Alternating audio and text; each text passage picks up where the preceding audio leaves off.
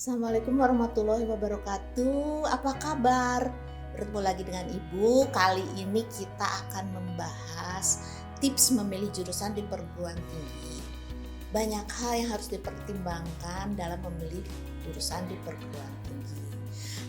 Ini hanya sebagian kecil saja yang harus kamu pertimbangkan di awal pada saat kamu masih di kelas 11. Kenapa? Karena kamu bisa menentukan target di semester. Sekarang kan sudah semester genap ya. Kemarin sudah punya target di semester ganjil, dilihat hasilnya bagaimana. Lalu kamu harus juga membuat target di semester genapnya, di semester 4-nya. Karena itu akan berpengaruh terhadap, terutama untuk kalian yang mau SNMPTN, masuk perguruan tinggi melalui SNMPTN atau kalau dulu namanya jalur undangan ya, itu akan berpengaruh nanti di semester 5-nya tentunya kan jangan sampai turun nilainya. Jadi kamu harus punya strategi dari sekarang dan tidak bisa ditunda-tunda lagi. Kamu harus targetkan yang sesuai dengan apa yang kamu inginkan ya. Nah, sekarang kita akan melihat apa saja sih yang akan menjadi dasar dalam memilih jurusan di perguruan tinggi. Ada dua hal yang penting yang harus kamu ketahui sebelumnya, yaitu hasil psikotes dan nilai akademis. Nah, kenapa hasil psikotes? Karena di situ ada hasil-hasil kepribadian kamu, hasil-hasil bakat kamu, juga bagaimana seorang ahli psikolog yang ngetes kamu memberikan rekomendasi atas hasil psikotes yang kamu lakukan, ya. Nah, juga yang kedua adalah nilai akademis, itu pasti ya. Akademis memang di sini hanya melihat nilai pengetahuan. Seharusnya pendidikan itu tidak melulu pada nilai-nilai hasil ulangan, nilai rapot, tapi juga harus melihat kepribadianmu sebetulnya, keterampilanmu dan sikapmu. Tapi ya karena kondisi sekarang memang yang dilihatnya nilai pengetahuan, ya mari kita bahas juga nanti nilai pengetahuannya. Oke, kita lanjut ya. Seperti Ibu katakan tadi, di psikotes itu ada mencerminkan apa sih bakat kamu. Bakat itu ada hal yang kamu bawa sejak lahir, kamu tercipta seperti itu. Bakat dengan minat itu jauh berbeda. Kalau minat itu pengaruhnya dari lingkungan kamu. Jadi minat itu pengaruh lingkungan yang berada pada pola pikir kamu, sehingga kamu ingin menjadi seseorang yang misalnya nih, tetangga kamu ada tentara, pangkatnya bagus, tinggi gitu ya, gagah kelihatannya, posturnya hebat gitu ya. Lalu kamu akan tertarik, oh berarti aku juga pengen jadi tentara. Tapi belum tentu bakat kamu itu bisa jadi tentara. Misalnya bakat kamu itu memang kurang pada kedisiplinan, orangnya kamu itu orang yang bebas, tidak mau dikukung dengan aturan yang ketat, itu gak akan bisa jadi tentara. Jadi kamu harus pertimbangkan itu ya. Nah, bakat itu banyak hal yang dalam bakat itu yang kamu bisa lihat, apakah itu bakat berhitung, pemahaman terhadap angka-angka, atau bakat dalam bahasa verbal ya, baik tulisan ataupun berbicara. Ada kan banyak orang yang pandai berbicara ya, orator yang baik itu biasanya verbalnya bagus ya. Atau seorang penulis sastra, dia gak banyak omong orangnya, tapi kalau dia sudah menulis, orang akan membacanya terbawa dalam cerita. Nah, itu punya bakat verbal. Ada lagi bakat terhadap ruang, pemahaman ruang. Ini kan biasanya harus dimiliki oleh orang-orang yang akan bergelut pada arsitektur, planologi, atau desain ya. Desain itu kan banyak banget ya. Ada desain interior, eksterior, desain grafis, desain audiovisual, desain tekstil, desain fashion, dan banyak lagi yang lain ya. Lalu di samping itu juga, apakah kamu punya bakat senang bersosialisasi? Apakah tingkat sosial kamu tinggi? Atau kamu lebih suka menyendiri? Kalau lebih suka menyendiri, tentu nanti pekerjaan yang kamu dalam itu jangan pekerjaan yang harus menghadapi banyak orang. Itu juga harus dilihat di situ. Berarti pekerjaan-pekerjaan yang harus sedapat mungkin tidak dikerjakan bersama-sama, alias kamu kerjainnya sendiri. Contoh apa? Contoh programmer komputer. Nggak bisa kan dilakukan bikin program komputer banyakan bareng-bareng, kan harus sendiri ya, berpikir sendiri. Nah, ada lagi ketelitian. Kalau kamu orang yang ceroboh, tentu kamu nggak akan bisa masuk farmasi. Kamu nggak akan bisa masuk hal-hal yang baunya ada laboratorium gitu ya, atau kedokteran, bisa-bisa salah nyuntikan nanti ya, atau misalnya hukum. Kalau kamu orang yang ceroboh, kamu nggak bisa masuk fakultas hukum. Karena orang yang masuk fakultas hukum itu orang yang dalam ilmu yang mengarah pada harus membantu orang lain, itu harus teliti. Jangan salah, nanti kamu jadi pengacara, lulus fakultas hukum misalnya jadi pengacara, atau jadi jaksa, atau jadi hakim, itu kamu tidak teliti menelaah pasal-pasal dalam KUHP ya. Kalau jadi notaris juga sama, harus teliti. Kalau mau ada yang mengaktekan tanah atau membuat sertifikat tanah, itu kan runutan tanah itu bagaimana, itu kamu harus teliti. Jangan-jangan tanah orang lalu kamu bikin sertifikatnya ya. Nah, itu ketelitian. Lalu kamu juga dari bakat itu harus terlihat bahwa kamu orangnya seperti apa, sensitifkah, atau cukup loyalkah, atau kamu memang orang yang keras, individual, egonya tinggi, dan sebagainya. Itu juga berkaitan dengan nanti pilihan jurusan. Jangan mengambil jurusan-jurusan yang akan berbenturan dengan bakat kamu, karena itu akan menyulitkan kamu. Tentu kamu ingin memilih jurusan yang nyaman untuk kamu lakukan kan? Nyaman, lalu nanti pekerjaan yang kamu lakukan juga akan nyaman dengan diri kamu. Itu kan akan mudah, kalaupun ada hambatan kamu akan mudah menjalankannya. Tapi kalau kamu memaksakan diri, itu akan sulit, banyak benturan, dan terasa akan tidak lancar ya, banyak hambatan. Lalu kepribadian. Di kepribadian ini, orang yang kita bicara bukan hanya kuliahnya saja, tapi nanti lapangan pekerjaan yang membutuhkan kepribadian yang baik, kepribadian yang dapat diterima banyak orang, kepribadian yang kuat, yang percaya dirinya besar, dan yang lain-lain. Nah, bagaimana kepribadian kamu ini? Jadi itu juga nanti harus ada kaitannya dengan pekerjaan yang akan kamu tekuni. Kalau pekerjaan yang akan kamu tekuni sudah tergambarkan, tentu nanti jurusannya yang harus kamu masuki untuk mencapai pekerjaan itu kan jadi ketahuan juga ya. Lalu yang ketiga adalah rekomendasi. Jelas, ini kan yang ngetesnya orang pakar ya, lalu hasilnya juga diolah oleh orang yang memang ilmunya di situ. Sehingga rekomendasinya harus kamu perhatikan betul. Apa yang menurut mereka cocok untuk kamu. Baik dilihat dari bakat, dari kepribadian, atau dari IQ ya. IQ memang penting, intelligence quotient ya, tapi lebih penting lagi emotional quotient. Jadi kemampuan berpikir kamu, IQ kamu itu tidak lebih bagus dari emosi kamu.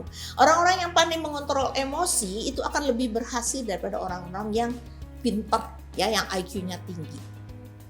Nah, kalau rekomendasi itu kamu rasa tidak pas dengan diri kamu harusnya introspeksi diri, atau kamu minta konsultasi ke ahlinya, orang yang merekomendit kamu itu dari hasil psikotes itu.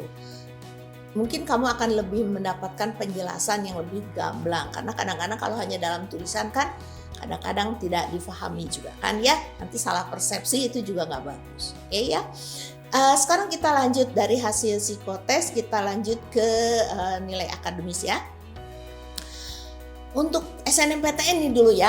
Kalau untuk SBM kan kamu tesnya UTBK tes ya. Nah kalau tes UTBK itu memang tergantung dari persiapan kamu dalam menghadapi tes UTBK-nya ya. Nah kita bicarakan yang jalur SNMPTN. Yang pertama itu adalah mata pelajaran matematika, untuk matematika wajib ya, lalu bahasa Indonesia, bahasa Inggris, dan peminatan yang 4 pelajaran itu. Kalau untuk IPA kan matematika, fisika, kimia, biologi. Kalau IPS, ekonomi, geografi, sosiologi, dan sejarah. Kamu harus perhatikan perkembangan nilai dari semester 1 sampai semester 5. Kalau sekarang baru sampai semester 3 ya. Nah, kalau kamu ingin sudah punya gambaran akan masuk jurusan kemana, berarti target kamu di mata pelajaran mana itu harus meningkat dengan cepat. Ya, itu akan menjadi dasar bagi pilihan jurusan kamu nanti. Itu akan lebih memudahkan kamu menembus jalur SNMPTN. Nah, peminatan ini cukup penting di jalur SNMPTN, terutama untuk memang yang satu jalur. Jadi maksudnya begini, yang IPA itu ngambil sains lagi, yang MIPA itu ngambil sains lagi, yang IPS itu ngambil sosial lagi. Jadi tidak banyak kan yang pindah jalur ya, dari MIPA terus ngambilnya sosial di perguruan tingginya. Itu akan cukup menyulitkan, apalagi kalau jalur SNMPTN ini akan susah. Diperbolehkan tapi akan sulit. Jadi kalau kamu anak MIPA, kamu tetap di jalur MIPA untuk SNMPTN. Dan kalau kamu anak IPS, kamu tetap di jalur IPS untuk memilih jurusan-jurusan di perguruan tingginya ya. Untuk penjelasan tentang perkembangan nilai sudah Ibu jelaskan di video sebelumnya ya. Bisa dilihat lagi video sebelumnya bagaimana perkembangannya sehingga itu dapat menunjang kamu menembus jalur SNMPTN. Oke, kita lanjutkan. Apa saja sih yang harus kamu tahu sebelum kamu menentukan pilihan jurusan? Pertama itu kamu harus kenal diri sendiri. Kenali diri kamu sendiri dulu. Jangan udah kata orang tua aku harus jadi ini. Tidak, itu belum tentu cocok. Betul, keinginan orang tua biasanya memang sesuai dengan kondisi kamu, tapi tidak selalu memang pas dengan kamu. Sehingga kamu harus benar-benar mengenal dulu diri kamu, kenali. Jangan hanya kekurangan saja. Kadang-kadang kamu bilang, aku nggak bisa ini, aku nggak bisa itu, aku susah kalau begini, begitu. Kamu lupa, kamu juga punya kelebihan. Setiap manusia itu punya kelebihan dan kekurangan. Betul, tidak ada yang sempurna, tapi minimal kalau kamu mengetahui kekurangan kamu bisa menyadari itu dan bisa memperbaiki itu. Di kelas 10 sudah ya kita bahas ini ya tentang kekurangan dan kelebihan ya. Bisa kamu lihat lagi catatan di kelas 10. Bisa kamu ulang lagi, barangkali bisa lebih memahami lagi maksud Ibu apa. Yang kedua, telusuri kesukaan mana yang terasa mudah untuk dikembangkan. Kamu kan suka punya kesukaan ya, punya hobi atau ekstrakurikuler yang kamu jalani itu sangat menarik buat kamu. Contoh, misalnya ada anak IPS ikut ekskulnya PMR, nggak ada salahnya.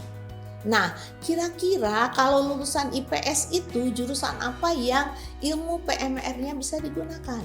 Misalnya kamu ngambil fakultas ilmu sosial dan ilmu politik, kamu ngambil sosiologi, jurusan sosiologi, itu bisa ilmu PMR kamu itu bisa digunakan di situ. Nah, dasarnya mata pelajaran aja apa? Tentu mata pelajaran sosiologi. Jangan dikira kalau anak PMR itu harus anak MIPA, tidak. Ya, ilmu itu bisa saja didalami oleh siapa saja. Karena pada dasarnya semua orang itu mampu melakukan hal apapun. Ibu sering bilang begitu. Hanya ada yang mudah melakukannya, ada yang harus berusaha keras untuk menyelesaikan. Nah, itu yang akan menjadi pertimbangan yang untuk diri kamu untuk kamu lakukan setelah kamu mengenal diri kamu, kelebihan dan kekurangan kamu, ya. telusuri kesukaan kamu. Apa yang akan mempermudah karir kamu di masa depan, karena kamu tahu apa yang kamu suka, ya. Lalu lihat hasil belajar. Di sini tentu nilai mata pelajaran ya. Nilai mata pelajaran yang dapat dijadikan dasar bagi ilmu utama pada jurusan atau prodi pilihan kamu. Contoh, tadi contohnya anak IPS, sekarang contohnya anak MIPA ya. Misalnya kamu kalau ingin ke teknik, tentu kamu harus nilai fisika dan matematika kamu harus bagus, harus berkembang ideal dari sejak semester pertama sampai semester kelima. Nah, kalau kamu misalnya mau ke farmasi, tentu nilai kimia kamu yang harus bagus dan ditunjang oleh nilai biologi. Ibu pernah jelaskan juga di video sebelumnya kan ya tentang hal itu. Jadi, kamu harus punya dasar yang kuat, dasar ilmu yang kuat untuk jurusan atau prodi yang menjadi pilihan kamu. Tapi jangan lupa dikaitkan dengan bakat kamu tadi ya, bakat kamu, kepribadian kamu ya. Selanjutnya kita akan bahas, ini format ini sebetulnya sudah kita bahas di video yang lalu kan ya. Ibu hanya mengingatkan lagi, di mana matematika, bahasa Indonesia dan bahasa Inggris itu adalah mata pelajaran yang digunakan oleh semua prodi. Jadi tidak milih prodi apa menggunakan itu, tidak, tapi semua prodi, semua jurusan di perguruan tinggi menggunakan nilai itu. Dan juga jangan lupa itu ada nilai rata-rata semua mata pelajaran di semester 1 sampai 5 ya. Ini terutama untuk yang SNMPTN ya. Nah, itu NR itu nilai rata-rata semua mata pelajaran, bukan yang itu aja, bukan yang 7 itu aja. Dimana yang 4 itu adalah nomor 4 sama 7 itu adalah mata pelajaran peminatan ya, baik IPA maupun IPS. Pelajaran tadi sudah Ibu jelaskan. Nah, kamu lihat perkembangannya. Kamu lihat bagaimana fluktuasi naik turunnya nilai. Dan kamu juga harus pertimbangkan itu.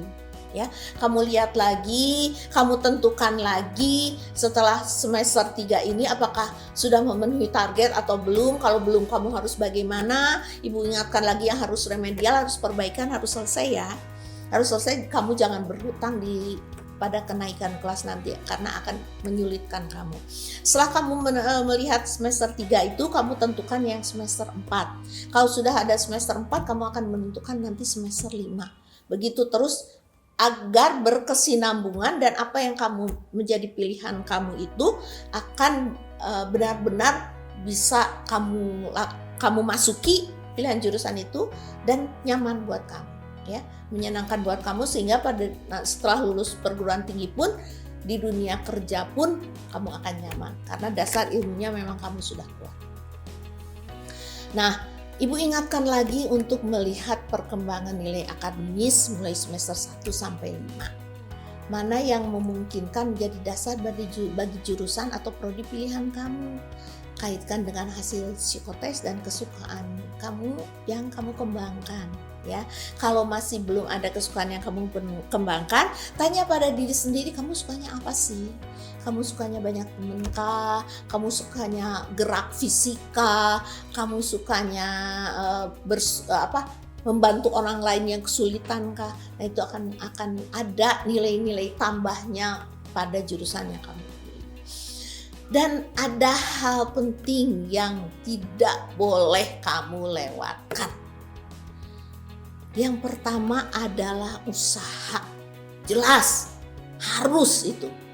Kewajiban itu. Kalau kamu ingin sukses, ingin berhasil, selalu berusaha, dan usaha itu tidak pernah putus. Tidak pernah hanya karena harus belajar sekarang di sekolah, tidak.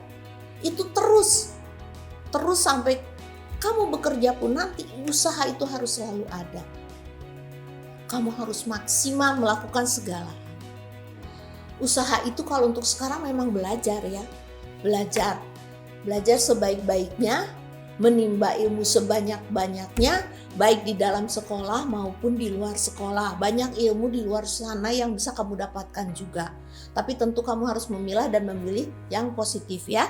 Nah, dan cari info. Apa sih Bu cari info? Kalau kamu ingin masuk sebuah jurusan atau prodi perguruan tinggi tertentu, itu kamu harus cari tahu dulu. Buka perguruan tingginya, kamu kan sekarang zaman canggih ya, tinggal buka linknya. Kalau Unpad, unpad.ac.id. Kalau ITB, itb.ac.id. Kalau upi.edu, ya, itu yang ada di Bandung ya. Kalau uin.ac.id. Semua perguruan tinggi itu biasanya di belakangnya ada .ac.id. Mau Unpar, mau Maranatha, mau Unisba, Unjani, Universitas Telkom. Nah, itu kamu bisa melihat di situ. Setelah kamu lihat perguruan tingginya, kamu klik fakultasnya apa. Lalu kamu pilih jurusannya atau prodinya apa. Lihat di situ apa saja yang dipelajari. Kamu sanggup enggak? Kamu bakal suka enggak? Lalu bagaimana nanti berapa SKS, berapa mata kuliah, lalu bagaimana nanti pekerjaan yang bisa ditekuni.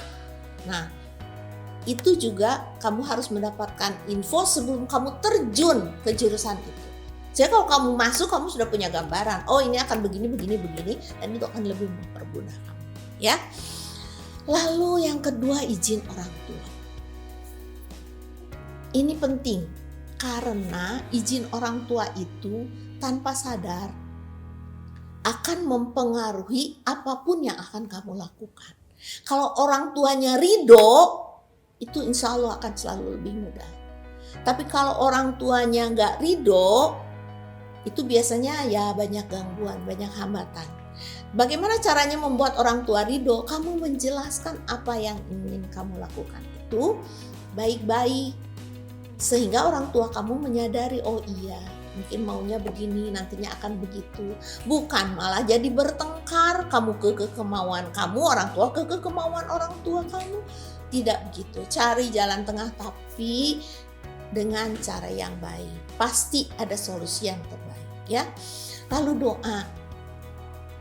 Doa itu kalau nggak bisa bahasa Arabnya, ungkapkan saja dengan bahasa Indonesia atau bahasa Sunda boleh, atau bahasa apapun yang kamu bisa. Ungkapkan keinginan kamu dengan tulus, dengan pasrah, ya. Katakan pada Allah bahwa kamu ingin jadi apa. Kamu ingin kuliahnya ke sini karena nantinya akan begitu. Kamu sudah punya rencana, sudah punya planning, sudah dalam pola pikir kamu sudah tahu harus bagaimana. Dan katakan juga pada Allah, apa yang akan kamu lakukan itu adalah untuk kepentingan orang banyak, bukan untuk kepentingan pribadi kamu sendiri, bukan kamu mencari materi. Ibu udah katakan berkali-kali kalau materi itu tidak abadi ya. Yang abadi itu amalan kamu, pahala kamu. Jadi kamu orang sukses itu adalah orang yang berguna untuk orang lain, bukan yang banyak duit. Ingat tuh, ibu sering mengatakan hal itu ya. Nah, kalau kamu sudah ungkapkan keinginan kamu, serahkan pada Allah. Allah pasti tahu yang terbaik buat kamu. Jadi kalau kamu tidak mendapatkan yang kamu inginkan, kamu harus sadari itu bukan yang terbaik buat kamu. Berarti Allah Maha tahu apa yang terbaik buat kamu. Oleh karena itu, setelah kamu pasrahkan pada Allah, kamu menerima apa yang terjadi pada kamu, menerima kehendak Allah, ya. Jangan kamu melawan. Kita ini kan diatur sama Allah. Kamu melawan kehendak Allah itu suatu hal yang gak mungkin, dan kamu akan tersiksa terus menerus, ya. Jadi itu selain banyak hal, cara-cara memilih jurusan yang sesuai dengan kamu, itu adalah beberapa hal penting yang menurut ibu yang harus kamu lakukan untuk mencapai keberhasilan dalam hidupmu, ya. Baiklah, barangkali sementara hanya itu yang dapat ibu sampaikan. Mudah-mudahan pandemi cepat berlalu, kita bisa bertemu tatap muka, ngobrol langsung, itu akan lebih menyenangkan untuk ibu, mungkin untuk kamu juga ya. Bisa curhat, bisa berbicara tentang berbagai hal ya. Hanya ibu titip, tetap jaga protokol kesehatan, pakai masker, jaga jarak, cuci tangan, hindari kerumunan ya. Sekarang katanya malah tambah banyak nih, ibu juga agak khawatir nih ya. Hindari kerumunan, jangan kamu merasa sama keluarga ini terus nggak pakai masker. Kita nggak pernah tahu kan keluarga kita juga, saudara-saudara kita pada keluar rumah kemana aja nggak tahu kan. OTG kan katanya nggak kelihatan.